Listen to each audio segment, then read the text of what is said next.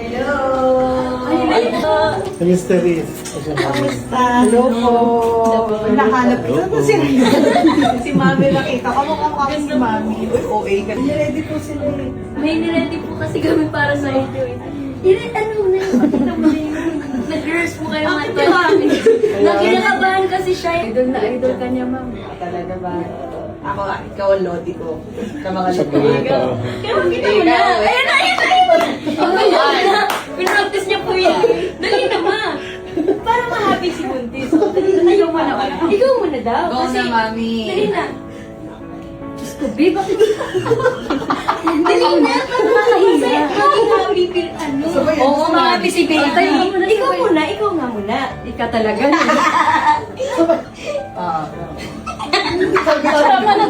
Hindi yung kanta. Mami, parang humilab lang yung chance. Alayo ng champion. Parang humilab lang yung chance. May. Tapos, Tony. Ay, Mali ka pa. naman na kasi. Sabi naman yung Tony mo. Oo. One, two, three. Ikaw si Pinti. Paano sa'yo, Mami? O, dahil gusto ko Mami ka din, Mami.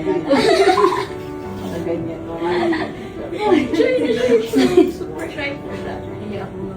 Sumpatan natin si Bossing. Wala po ata siya na Kaya na yun. Patalan natin yung bahay. bahay na kayo.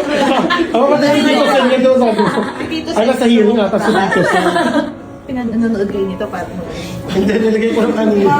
Kaya nga, kala ko mag-practice na ba kayo? Kitang-kita sa mga eksena kung gaano ka-excited si Alex sa kanilang pagkikita ng Team Riza. Puro tawanan, kwentuhan at kulitan ang naging bonding nila, kaya naman talagang naging masaya at relaxed ang kanilang pagsasama. Mas naging kapansin-pansin pa ang kanilang pagkikita dahil may inaabangang collaboration sina Alex at Riza May.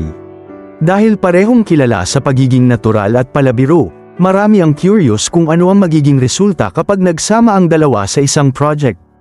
Hindi rin may kakaila na very happy si Alex habang kasama ang Team Riza. Sa kabila ng kanyang pagiging abala at sa kanyang pagbubuntis, nagawa pa rin niyang makipag-bonding at mag-enjoy kasama ang mga taong malapit sa kanya.